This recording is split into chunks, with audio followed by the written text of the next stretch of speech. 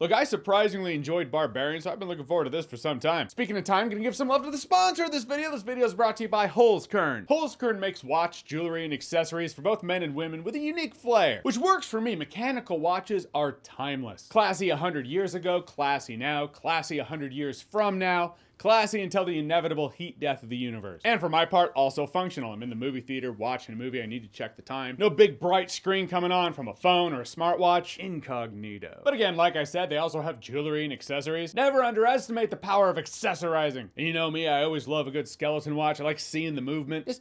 It's just hypnotizing. I'm still rocking this watch from my last Holzkern sponsorship. The dark metal on wood just works for me. But I do also really like the watch called the Pacemaker. Color scheme matches my motorcycle again. Got the mechanical visuals to hypnotize me. It's just a cool design. These watches are unique, eye-catching. I dig it. Plus, products have a 2-year warranty, which I always appreciate. So click the link below or scan the QR code. Use code JOHNS on checkout. Get yourself 15% off site-wide for a limited time only, so act fast. And now,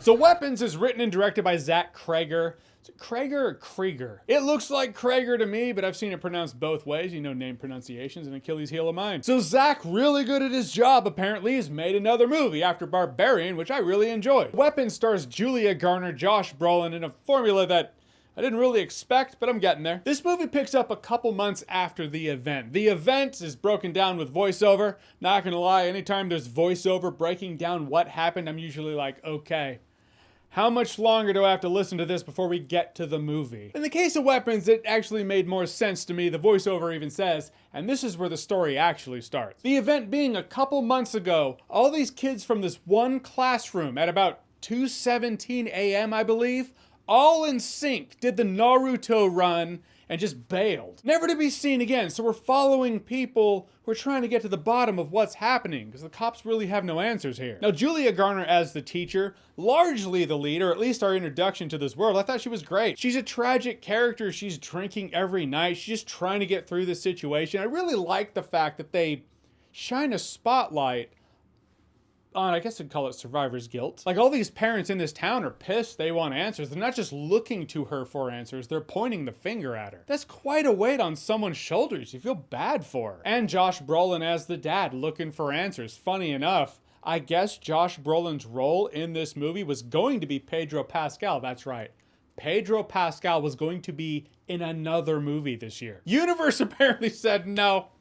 That's one too many. Pedro's taking the day off today, but looking at the movie, looking at what Josh Brolin brought to it, I can't imagine anyone other than Josh Brolin in this role. And that's where the structure of this movie is so different than what I thought it was gonna be. This movie isn't just following the teacher played by Julia Garner, which I thought it was going to. Not just her and Josh Brolin's character, it's her going through a day or two, then Josh Brolin's character going through that same day, showing his perspective. Then another character, Alden Ehrenreich's in this movie. That actually really surprised me. That took me a second. There are a couple of actors in this movie. It took me a second. I was like, that's Alden Ehrenreich. That's Shanice from Uncle Buck. But it's the perspective and stories of a few different people taking place in the same time frame, but showing their perspective of it. And it's really interesting seeing these perspectives, these people cross paths, you know, intersect at certain points. It is quite the tangled web, per the adage, the tangled web we weave, though it's not confusing. It sounds more confusing than it actually was. I feel like in less qualified hands, the movie could have been. Might have walked out of this movie being like,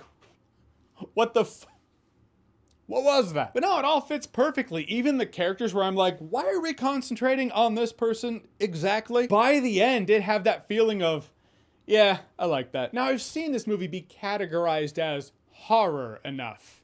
I respectfully disagree. I would say it's a thriller first and foremost, though it does have flavors of horror in it. And what I mean by that is this movie really does bring to the forefront what makes horror effective. Other than the slashers and the blood fest, you know, take that genre of horror out of it. If we're looking at those psychological horror films, it really is the fear of the unknown. It really is the attention to detail, all of which this movie has. Those moments that are so purposefully crafted that make the audience go, something's up. And something's up with that specifically. I just don't know what it is. It freaks me out. Right down to the way a door opens, where you're like, it's just unnatural. It's awesome. There were a couple of jump scares in the movie that made me feel like, But did we need it? I mean, they're brief, they're unsettling, sure, but it gave me that feeling that I feel like he was probably like, yeah, the movie's, I need that to wake the audience up. Some people, it's gonna be slower than they might want. I never found the movie slow, to be honest with you. It is, what's the phrase? It's deliberately paced, which is critics speak for. Most people might find it boring, but I liked it. But it wasn't boring. I never checked my watch once. Ironic, for the sponsorship. Call it what you will. Slow burn, deliberately paced. But it was never slow, never boring. Also, the movie looks amazing. The way it's shot, the cinematography, moments where it's like it's not supposed to feel this interesting. Or maybe it is. It wouldn't usually feel that interesting, I guess is how I should say. But you can pull the audience in to a pretty basic scenario in just how you shoot it. But there was a point in this movie I was like, this is one of the best missing persons movies I've seen in a long time. I mean, since Prisoners, that's a while ago actually now. How long ago was that? 2013. Sure. With one caveat, which is a pretty strong one, at least in my book. I've just heard, oh, the ending, wait for the ending. I felt the ending was kind of unsatisfying for me. I mean, it's equal parts awesome and unfulfilling, if that makes sense. Trying to keep my thoughts on the ending vague in the spirit of spoiler-free review here, which I'm sure can get kind of frustrating for you. Apologize for that. However, I did have that feeling of, but the journey getting to the end was pretty awesome. Also, I run into the night trap scenario.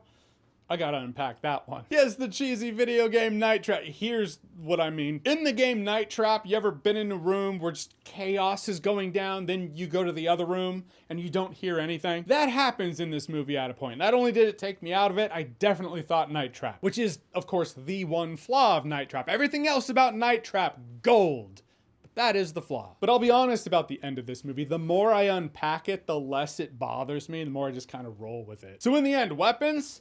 Pretty damn good stuff. Zach Creggor's taught us that, yeah, he has a knack for this kind of thing. The movie looks great, it's ambient, it's eerie, it's unsettling at times in ways that just feels real. The acting all around is great. Julia Garner, Josh Brolin leading the charge here. And the execution of concentrating on different people for the different chapters of the film that all takes place in the same time frame just added another level of uniqueness. I think Weapons is definitely worth watching and worth buying on Blu-ray. It's the one to watch right now in theaters, though I do wonder about the replayability, the rewatch factor here. We'll see as time goes on. All right, so Weapons, have you seen it? What did you think about it? Or what's your favorite missing persons or investigative mystery film? Whatever it is, whatever you think, comment below, let me know. And as always, if you like what you've seen here and you want to see more, click right here to see more.